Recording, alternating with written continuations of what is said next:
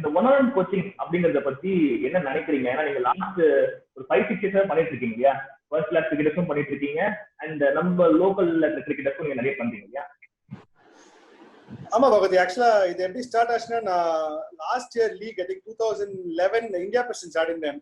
அப்போதான் BCCI level 1 certification முடிச்சேன். அப்புறம் வந்து கொஞ்சம் ஸ்ரீராம் அகாடமி ட்ரோம்ல கொஞ்சம் கோச்சிங் பண்ணேன். அங்க குரூப் செஷன்ஸ் பண்ணியிருந்தேன் ஆக்சுவலா. அப்போ நான் இந்தியா பிரசிடென்ஸ் ஆடச்சே ஒரு ரெண்டு பசங்க வந்து கேட்டாங்க, அண்ணா உங்களோட ட்ரெயின் பண்ணலாமான்னு கேட்டாங்க. அப்போதான் அந்த ஐடியா வந்தது one on one coaching. So அப்போ ஸ்டார்ட் பண்ணியதை அப்போல இருந்து ஒரு 3-4 பேர் பண்ணிட்டே இருந்தேன். நல்லா பிக்கப் ஆச்சு ஆக்சுவலா. So that is a trend which is going now. Definitely it is a lot more productive than group sessions. ஒரு பேட்ஸ்மேனுக்கு பார்த்தா ஒரு கோச் அவனோட ஒன் ஆன் ஒன் ஸ்பெண்ட் பண்ணா definitely can gain a lot more than in a group session. ஏன்னா group session coaches have to look at the bowlers in the fielding இது நிறைய பார்க்கணும். So definitely lot more to gain in this. And ஒரு பிளேயருக்கு especially in the professional level ஆடுற பிளேயருக்கு not only technique but lot of other aspects, how to handle pressure, every different conditions get adapt பண்ணனும். So overall ஒரு individual coach in that it covers all the aspects of the game and it makes them I think the growth is a lot faster than doing it separately with in a group session where it will take a lot more time. Right. So with it ஒரு first class cricketer நீங்க approach பண்ற விதமும் ஒரு third division cricketer ஒரு TNCA league cricketer இல்ல ஒரு under 16 cricketer difference எப்படி இருக்கும்? அதாவது ஒரு ஒன் ஆன் ஒன் கோச்சிங் உங்கள்ட்ட வராங்க, how do you approach it? Good question. Actually பெரிய டிஃபரன்ஸ் இருக்கும். ஆக்சுவலா நான் ஒரு ஃபர்ஸ்ட் கிளாஸ் ஒரு established first class player train பண்ணச்சே it is more about match awareness. நான் சொன்ன மாதிரி அடாப்டபிலிட்டி, இந்த மாதிரி விக்கெட்ல என்ன ஷாட் ஆடலாம், ஸ்விட்சிங் ஆன் அண்ட் ஸ்விட்சிங் of after every delivery, before every delivery என்ன பண்ணலாம், அப்புறம் அந்த எப்படி பிக் ஸ்கோர்ஸை கன்வெர்ட் பண்ணலாம், அப்புறம் டிஃப்ரெண்ட் ஃபார்மேட்ஸ் எப்படி அப்ரோச் பண்ணுது, that is more into first class பிளேயரோட மென்டாலிட்டி. அதுதான் ஒர்க் பண்ணுவோம் தவிர டெக்னிக்கல் ஆஸ்பெக்ட் ஏன்னா நீ ஒரு 23-24 ஏஜ்ல நீ ஒரு 2-3 இயர்ஸ் ஃபர்ஸ்ட் கிளாஸ் ஆடினா technically you should be aware of your game. அந்த டைம்ல ஒரு few small changes here and there பண்ணலாம். மேபி கிரிப்ல இல்ல ஃபுட் ஒர்க்ல இல்ல ஹெட் கோச்ல small not very major but minor changes பண்ணலாம். ஆனா ஒரு அண்டர் 13 அண்டர் 14 கிரிக்கெட்டர்ல you can afford to make big technical changes. ஏன்னா அந்த டைம்ல அவங்க grasping power is very very powerful and high. So அந்த டைம்ல அந்த ஏஜ்ல if you teach them the right things which is going to work for them. நான் technical சொன்னா I'm not saying எல்லாருக்கும் ஒரே மாதிரி grip இருக்கும், எல்லாருக்கும் ஒரே மாதிரி back இருக்குன்னு சொல்ல, but it has to be a little bit similar. You don't want them to be completely off radar. So under 16 under 14 பசங்கள்ட்ட definitely technical aspects நிறைய work பண்ணலாம். அந்த டைம்ல they grasp a lot quicker and அவங்களுக்கு next stage போச்சா ஈஸியா இருக்கும். ஆனா ஒரு established playerக்கு it's more about the tactical rhythm and lot of other aspects. So Vijay நான் நிறைய இந்திய கிரிக்கெட்டர்ஸ் அண்ட் பர்சன்ஸ் பேசியிருக்கேன்.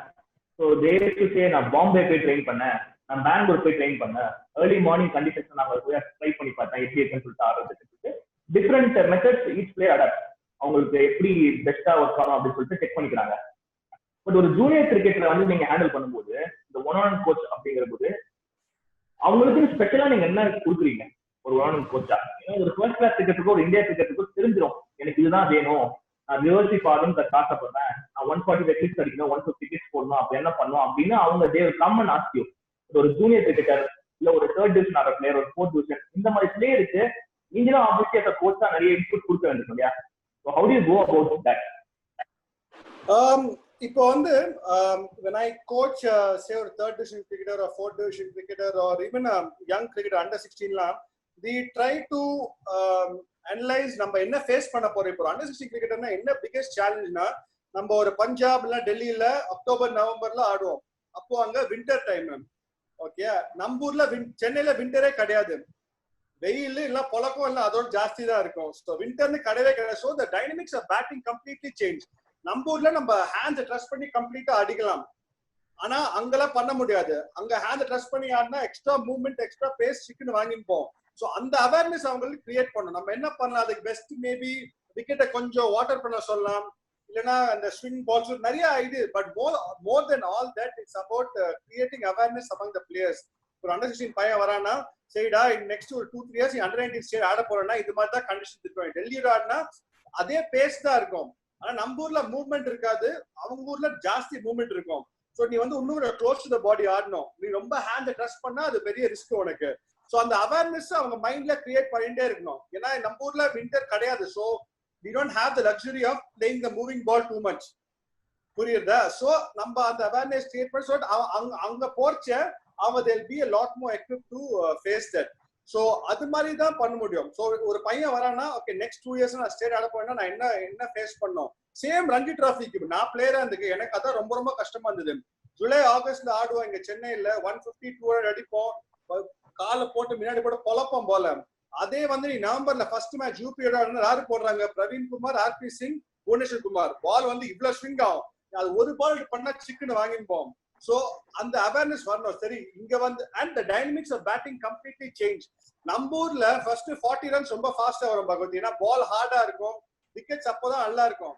போப்போ பால் சாஃப்ட் ஆகும், ஸ்பின்னர்ஸ் வரவங்க ஃபாஸ்ட் பால் ரிவர்சிங் போட அமைப்பாங்க. சோ நெக்ஸ்ட் 50-60 ரன்ஸ் ஸ்லோ ஆயிடும். நீ நார்த்துக்கு போய் ஆடினா இல்ல வெஸ்ட் இல்ல விண்டர் டைம்ல போய் ஆடினா ஃபர்ஸ்ட் 40 ரன்ஸ் ரொம்ப டைம் ஆகும். ஏன்னா ஃபர்ஸ்ட் 2 hours நிறைய பால் விடணும், நீ கவர் டிரைவ் அடிக்கலாம் பார்ப்பேன், பால் லேட்டா மூவ், ஸோ வாட்ச் பண்ணி விடணும். ஸோ இந்த மாதிரி திங்ஸ் தான் you have to இன்ஸ்டில் in the players head at a very very young age. So அவங்க ரஞ்சி டிராஃபி இல்லைனா அவங்க அண்டர் ஜூனியர் ஸ்டேட் அடைச்ச அவங்களுக்கு ஒரு ஐடியா, ஆமா சார் சொன்னாரு கரெக்ட், இங்க பால் கொஞ்சம் எக்ஸ்ட்ரா மூவ் ஆகுது, இந்த டைம்ல கொஞ்சம் உஷாரா ஆடணும், நம்ம கொஞ்சம் விட்டு ஆடணும், க்ளோஸ் டு த பாடி ஆடணும். So that's where we come in actually. It's not about saying அங்க நல்ல ஷாட் கவர் டிரைவ் செம்ம ஷாட், ஒரு ஷாட் ஆன் தி ரைட் அடிக்கிறான், அப்போ நான் வந்து I do step in tell okay இந்த ஷாட் நல்ல ஷாட், ஆனா எல்லா கண்டிஷன்ஸ்க்கும் இந்த மாதிரி அடிக்க முடியுமா நான் கேட்பேன். அவன் எஸ் சொன்னா will I encourage him to play the shot, அவன் நோ சொன்னா as a coach I tell him நீ ஒரு ஷாட் ஆடினா it has to be suitable for all conditions. So அந்த மாதிரி மைண்ட் செட் கொண்டு வரணும். So that's what I look to do actually. It's not about coming and spending 1 hour. ஒரு future plan இருக்கணும் எனக்கு. நான் ரஞ்சி டிராஃபி ஆடணும், நான் 2 years அண்டர் 19 ஆடணும், நான் தேர்ட் டிவிஷன் கிரிக்கெட் இருந்து கூட நான் ஃபர்ஸ்ட் டிவிஷன் வந்தா டர்னிங் ட்ராக்ல எப்படி பேட்டிங் ஆடணும், என்ன பண்ணணும், என்ன ஷாட்ஸ் ஆடணும். ஸோ அதான் deep I get deep into seven and try to make them understand like இந்த இதுக்கு சக்சஸ்ஃபுல்லா இருக்கணும்னா mentally you have to be accustomed to all this. Physically we can work, but mentally இதெல்லாம் பண்ணோம், tactically technically I get into all this. Right. It's good. இப்போ recent டைம்ஸ்ல பாத்தீங்கன்னா last 5-6 years நான் முன்னாடி சொன்ன மாதிரி பிளேயர்ஸ் வெளில போய் ட்ரெயின் பண்றாங்க, திருப்பி they can come back to their own place, off சீசன்ல போயிட்டு ஒரு கோர்ஸை பார்த்து ட்ரெயின் பண்றாங்க. உங்க டைம்ல எப்படி இருந்தது? டியூரிங் யுவர் டேஸ் எந்த மாதிரியான ஒரு விஷயங்கள் நீங்க ஃபாலோ பண்ணீங்க? நீங்க போயிட்டு ஏதாவது வெளியூருக்கு போயிட்டு நான் ட்ரெயின் பண்றேன் அப்படின்னு கிளம்பி போயிருக்கீங்களா? ஒரு 1 month நானே ட்ரெயின் பண்றேன், இவரோட நான் ட்ரெயின் பண்ண போறேன், அந்த மாதிரி ஒரு ப்ராசஸ் இருந்ததா நீங்க ஆடின காலத்துல?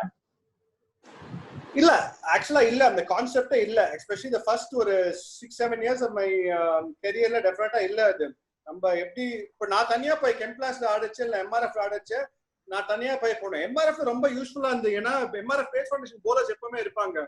ஸோ எனக்கு I improve my play against fast bowling a lot. அங்க ஆடி நிறைய உள்ள வந்து வேற போடுவாங்க, நல்லா ஏத்துவாங்க. ஸோ அது அந்த ஃபாஸ்ட் bowling கேம் நல்லா இம்ப்ரூவ் ஆச்சு எம்ஆர்எஃப்ல. அண்ட் செந்தில் சார் அங்க இருந்தா just to help me in a few technical aspects. அதே மாதிரி கெம்ப்ளாஸ் போச்சு, நான் அந்த ராஜான்னு ஒரு சக்கர் இருப்பாரு, அவரை கூட்டின்னு போயிட்டு நான் 1 hour ஆடுவேன். ஸோ நான் தனியா பண்ணேன் தவிர ஒரு தனியா ஒரு கோச் கூட்டின்னு போய் அது மாதிரி அந்த கான்செப்டே இல்ல. Maybe that would have made me a better player. ஒரு few technical inputs here and there, and that would definitely help.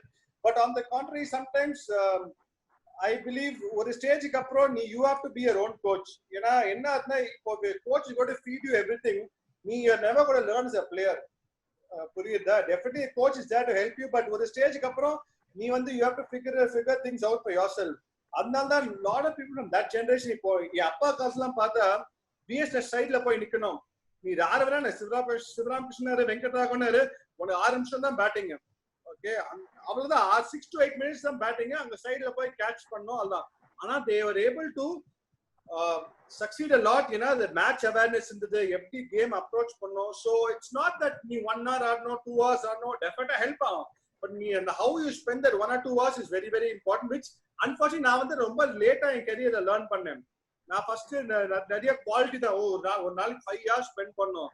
But என்ன ஆகுதுன்னா நீ குவாலிட்டி தப்பா நான் இது பண்ணா என் போலிங் அதான் ஆச்சு. ஆக்சுவலா நான் 2-3 hours போடணும், 3 hours தப்பா போட்டு it becomes a part of you.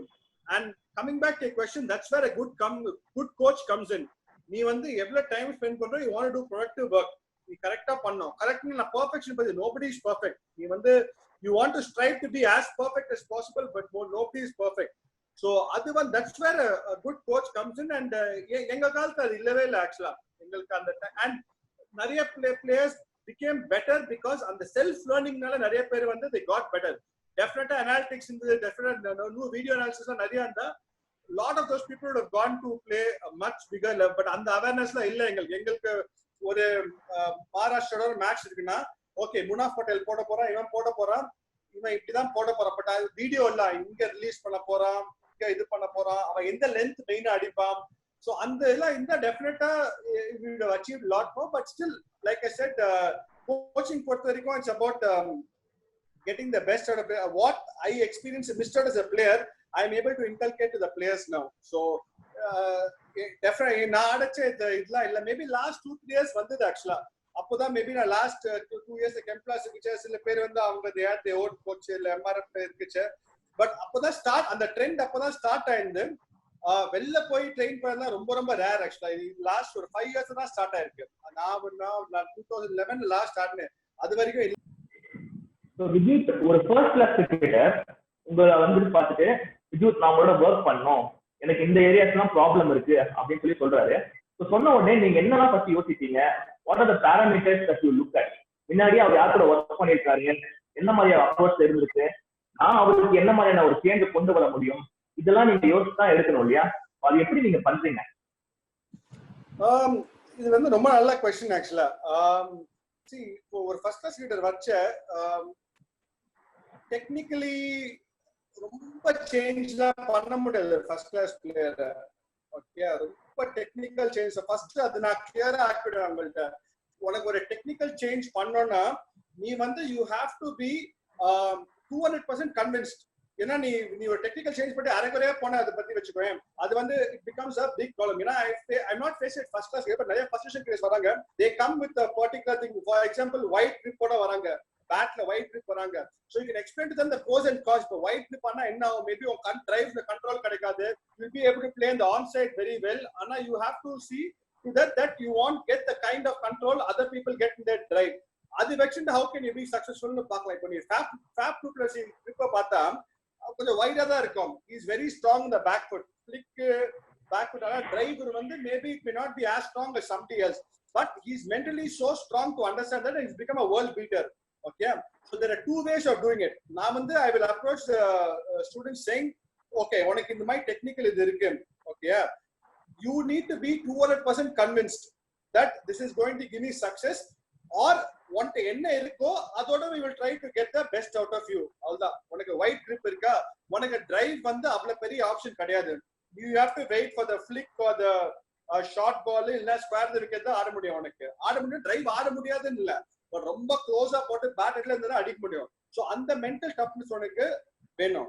So this is how I approach my students main, and definitely எனக்கு இதோட more it's about mental awareness and the preparation. 2 days match made how to prepare, how to be aligned to the situation. Say நாளைக்கு நம்ம பாம்பேல ஆடுறோம், ஷாதுல் தாக்கூர் தேவால் குர்னி போட போறானா, what is it I need to visualize? நான் வந்து I first of all I try okay நான் பாசிட்டிவா visualise I visualize 20 for 3 ல நான் 150 அடிச்சு எங்க டீமுக்கு எடுத்து போறேன், அதுக்கு நான் என்ன பண்ணோம் அந்த மாதிரி ஆஸ்பெக்ட்ஸ். அப்புறம் another thing I really get into is adapting to the conditions. இது வந்து ரொம்ப ரொம்ப இம்பார்ட்டன்ட் பாயிண்ட் ஆக்சுவலா.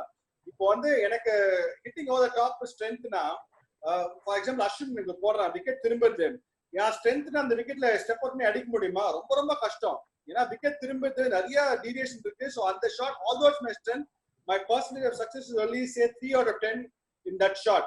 அதே நல்லா விக்கெட் பேட்டுக்கு வந்தா I will back myself 10 out of 10 to hit the shot if the fielder is up. So இந்த மாதிரி ஆஸ்பெக்ட்ஸ் நீ வந்து டிரைவ் ஹிட்டிங் ஆன் தி அப் ஸ்ட்ரென்த்னு எல்லா விக்கெட்டும் அடிக்கக்கூடாது. விக்கெட் நீ பவுலர் ஆடுற விக்கெட் ஸ்டாப் ஆகி வருதுன்னா you have to respect the conditions.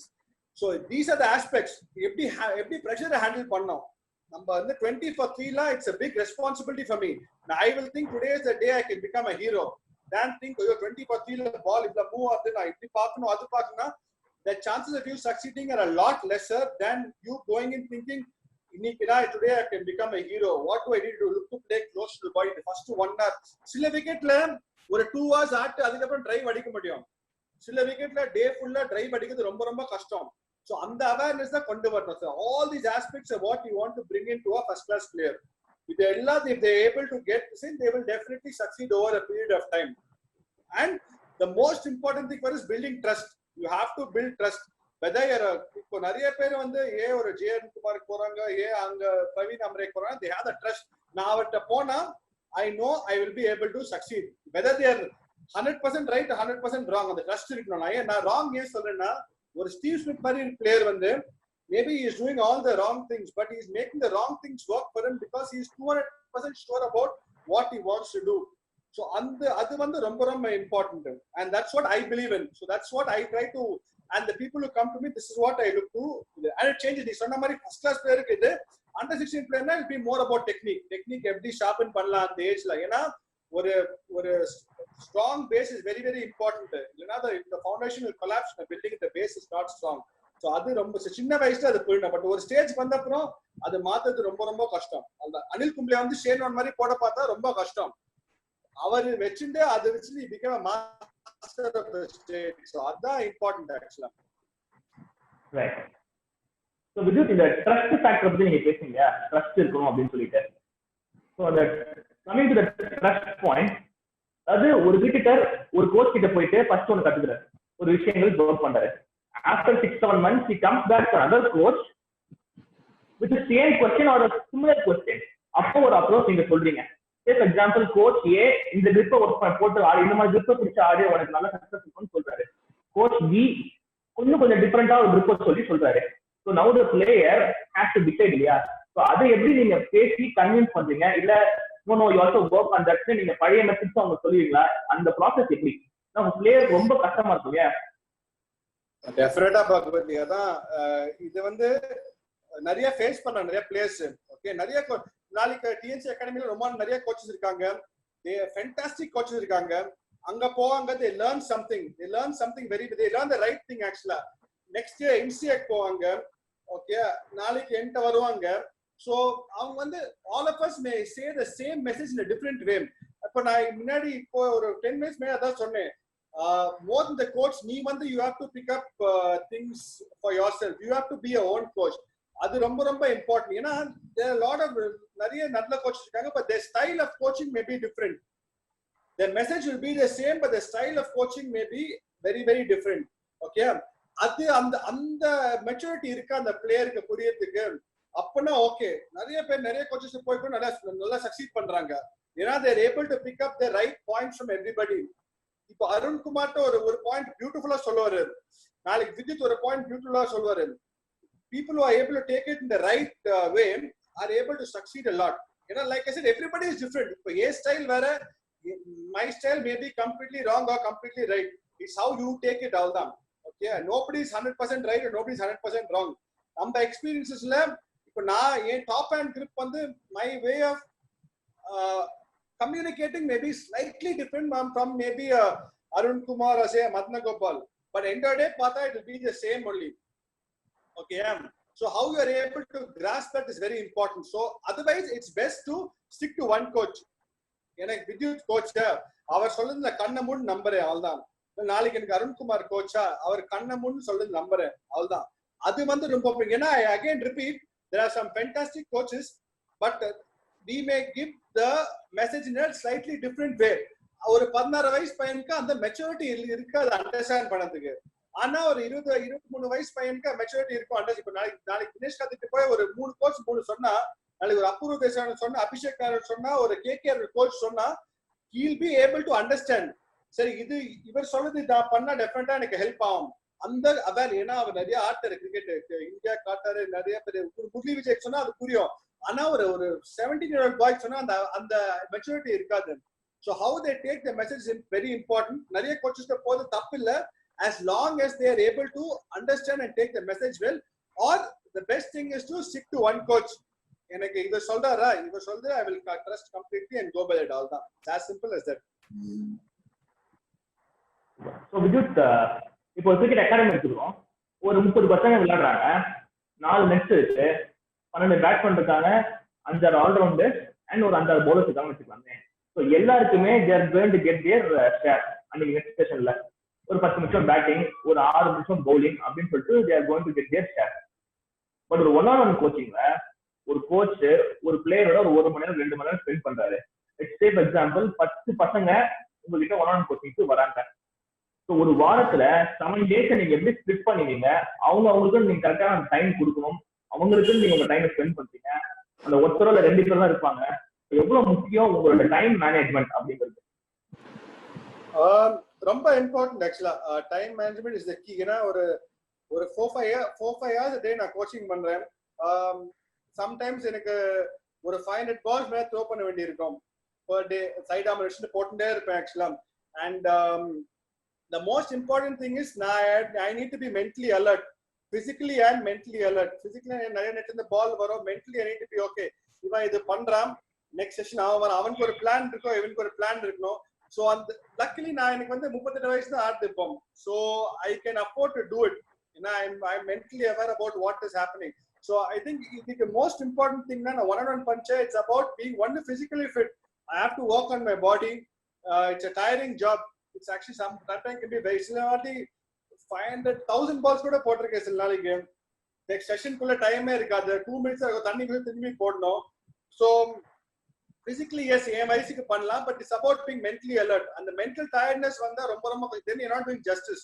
When you feel that you're mentally tiring and you're just going through the motions which you're going, that's where you have to stop. Luckily I have not reached a stage as yet. அது ஆனதில்லை எனக்கு. But I think that's the key. mentally alert இருக்கிறது ரொம்ப important. ஏன்னா நிறைய பேர் உன்னை நம்பிட்டு வராங்க. நீ last thing you want to do is they're investing on you, they're coming to you. நீ வந்து last thing you want to do is okay இன்னும் ஒரு half an hour இருக்கு, இது முடிச்சுட்டு போயிடலாம். அந்த மைண்ட் செட் வந்தா ரொம்ப கஷ்டம். So it again it depends on person to person. இப்போ இது சேம் திங் இப்போ நான் பண்ணது நான் 50 வயசுல பண்ண முடியாது. டெஃபினட்டா 50 வயசு it has to be okay. நான் செஷன் ஒரு நாளைக்கு 2 செஷன் தான் பண்ண முடியும். இல்ல அதுக்கு அப்போ I have to get somebody to do side arming, அதுக்கு வேணும், வீடியோ அனாலிசிஸ் பண்ணதுக்கு ஒரு ஆள் வேணும். இப்போ I am able to do everything by myself. எவ்வளவு நாளைக்கு பண்ண முடியும்னு தெரியாது. அது ஸோ again சில பேர் வந்து 1 hour பண்ணுவாங்க, சில பேர் 2-3 hours பண்ணி then have to get a side arm expert. so நிறைய aspects இருக்கு. பட் I think நீங்க கேட்ட கேள்விக்கு the most important thing is நீ வந்து mentally you have to be fresh and you have to be aware about what is happening. இந்த பையன் போட்டு பண்றா, next for will be completely different. you have to completely switch up from this guy. இவன் பத்தி ஐயோ இந்த பையன் இந்த தப்பு பண்ணதா இல்ல இது பண்ண, next you can't go to the next person. So again right. Coaching also requires switching on and switching off. It's very interesting. It's batting மாதிரி தான் ஆக்சுவலா. நீ வந்து ஒரு பையனை பண்ற, இது awareness is very important and mentally and physically you have to be fit. இல்ல ரொம்ப கஷ்டம். இப்போ வந்து முன்னாடி மாதிரி இல்ல கோச்சிங் ஜாப், அங்க நின்று சும்மா இல்ல, you have to be on the go. இப்போ நான் ஒரு எக்ஸாம்பிள் தரேன். டெல்லி டேர்டெவில்ஸ் 2018 நான் கோச்சா போயிருந்தேன், ஒரு சப்போர்ட் ஸ்டாஃப்க்கு போயிருந்தேன். ரிக்கி பாண்டிங் வந்து ஒரு நாளைக்கு ஈஸியா 500 balls போட்டிருப்பாரு. டக்குன்னு ஒரு அதுவும் சைட் ஆர்மரா ஒன்றும் இல்ல, வெறும் கையால. ஏன்னா and he is so fit. 45 வயசு ஆயிடுத்து, still he is so mentally and physically 5 hours a day. நாங்க 5 மணி போனா 9 மணி தான் வரும் நைட் ஆக்சுவலா. So அந்த மாதிரி லெஜெண்ட் ஆஃப் தி கேம் பண்ணச்சு, it inspires you to do a lot more. So coaching is not about just standing and instructing இல்ல. இப்போலாம் it's about questioning. இப்போ வந்து பசங்க want to ask a lot of questions. Sir இது ஏன் sir ஆகுது? முன்னாடிலாம் கோச் சொன்னா இது பண்ணோம்னா நீ பண்ணிதான் ஆனோம். இப்போ அப்படி இல்ல. இப்போ சின்ன பையன் வந்து கேட்கறான், சார் ஏன் நாளைக்கு நேற்று ஏபிடி வில்லியர்ஸ் வந்து லேப் ஷாட் 6 அடிக்கிறான், நான் ஏன் சார் பண்ணக்கூடாதுன்னு கேட்கறான். அதுக்கு உனக்கு பதில் இருக்கணும். So it's very interesting now and I'm loving every minute of it. Yeah. Super. So just ஒரு பேட்ஸ்மேனை நீங்க ட்ரெயின் பண்றீங்க, ஒரு பவுலர் ட்ரெயின் பண்றீங்க. ஒரு ஆல்ரவுண்டர் ட்ரெயின் பண்ணும்போது ஒன் ஆன் கோச்சிங்கே ஒரு டிஃபரெண்டா இருக்கும். ஏன்னா நீங்க 2 ஆஸ்பெக்ட் ஆஃப் தி கேமே நீங்க பண்ணி ஆகணும் இல்லையா? அதுக்கு ஈக்குவலா டைம் கொடுக்கணும். So how do you go about that? இந்த ஒரு challenge. See again it's when they come to me I make it very clear. For example என்கிட்ட 2-3 கீப்பர் பேட்ஸ்மேன் இருக்காங்க. ஓகே, எனக்கு 1 hour slot தான் இருக்கு. Okay, so அவங்களுக்கு how okay 40 minutes I tell them we can either do 40 minutes of batting and 20 minutes of keeping, or we can do 2 days a week of just 1 hour batting and 1 day a week of 1 hour keeping. Again a lot of things I leave to the individual because அவங்களுக்கு you want to give them a comfort factor as well. சில பேர் feel better if a bat for 1 hour. They think 40 minutes is very less. அப்பனா okay நீ for 1 hour batting அடிக்கும், ஆனா 1 day we will devote for keeping. அது மாதிரி தான் பண்ண தவிர அதே மாதிரி bowler இப்போ ஒரு ஃபாஸ்ட் bowling ஆல்ரவுண்டர் இருக்கான், batting allrounder both medium pace. எனக்கு மீடியம் பேஸ் கொஞ்சம் பேசிக்ஸ் இது தெரியும் எனக்கு. ஸோ ஐ டெல் ஹிம் சரி உனக்கு வந்து 40 minutes batting 20 minutes நம்ம டெக்னிக் மட்டும் ஒர்க் பண்ணலாம். நான் என்ன பண்ணணும்னு சொல்றேன், நீ அதுக்கப்புறம் தனியா பிராக்டிஸ் பண்ணிக்கோ. இது மாதிரி தான் பண்ணுவேன் தவிர it is quite a challenge. இப்போ ஆல்ரவுண்டரா இருக்கிறது வந்து it is a big challenge nowadays. ஏன்னா நீ பேட்டிங்கும் நல்லா பண்ணணும், bowling-ம் நல்லா பண்ணணும், ஃபிட்னஸ் லெவல்ஸும் ரொம்ப ரொம்ப ஹையா இருக்கணும். நமக்கு முன்னாடி மாதிரி கிடையாது. So it's a big challenge and நீங்க it's a beautiful question you got up. ஏன்னா how do you devote time for everything? அது வந்து batting க்கு 1.5 hours, bowling 1 hour, fitness 1.5 hours. It is not easy, but அதான் நிறைய பேர் பண்றாங்க இப்போ. So that is how we are going to split time for everything. How we are able to get the best out of them in the limited time. And it is a big challenge, but I think again it's about, we spoke about quality over quantity. It's not about how much time you spend. And the time effective use for 20 minutes keeping Monday. From first ball you want to be in a match which is not getting into 10 warm up karla kadave kadadu. So raising awareness about all that. You can never get into a session as a batsman bowler. The keeper first ball chicken varo 140 150 varuma. You have to be fit enough. So building awareness about all that. It's more about building awareness and a little bit of coaching as well. So with this final question, உங்க மாதிரி one coaches இருக்காங்க இல்லையா, இந்தியாவில் நிறைய பேர் இருக்காங்க. நீங்க சொன்ன மாதிரி ஒரு சரி நாம இருக்காரு, அருண்குமார், இங்க நிறைய பேர், அபூர்வா தேசாய். ஸோ இந்த மாதிரி ஒன் கோச்சஸ்லாம் என்ன பேசிக்கிறீங்க? ஆப்வியஸ்லி நீங்க ஃப்ரெண்ட்ஸ் முன்னாடி கிரிக்கெட் ஒன்றா ஆடிருக்கீங்க, அகேன்ஸ்ட் ஆடிருக்கீங்க. ஹவு டு யூ சீ இந்த ஒன் கோச்சிங் அப்படிங்கிற இந்த இது ஒரு நெக்ஸ்ட் 10 years எப்படி இருக்கும்?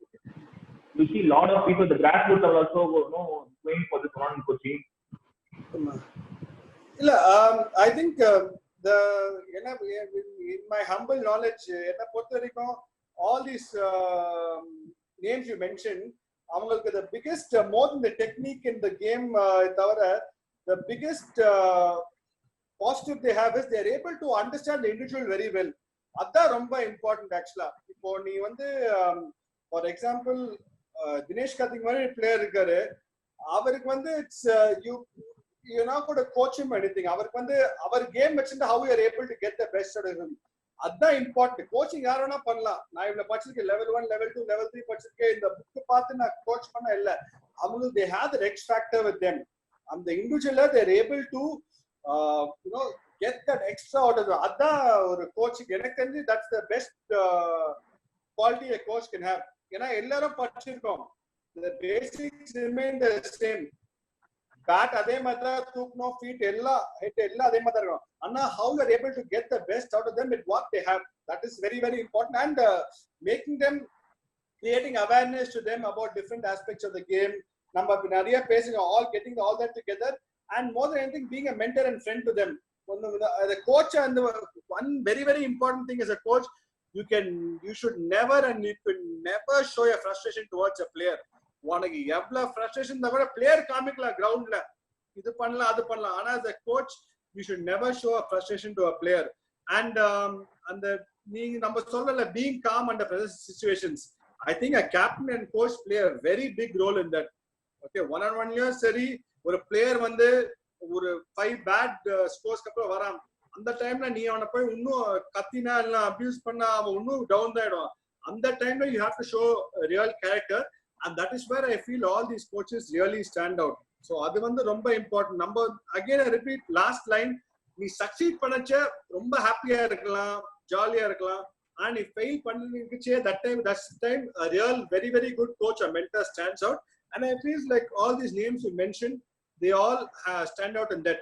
So I think நீ நம்ம நிறைய 3-4 பேரை சொல்லிருக்க, there are a lot of good coaches around who are doing grassroots level ல நிறைய பேர் நிறைய பண்றாங்க, which they don't get recognized maybe. And I salute them because it's not easy. ஏன்னா குழந்தை சின்ன பசங்க கத்துறது தான் ரொம்ப கஷ்டம். ஏன்னா அவங்களுக்கு they are hurry, they are restless, they want to இது. So I think that is very important. And I think these 4-5 aspects are the key. நம்ம failure or player fail பண்ணச்சே, how we are able to get him out of that and make him succeed. That is when the coach the student will have the biggest respect for you. Just thank you so much, Vidyut, for sharing your thoughts. It was wonderful listening to you. Super one.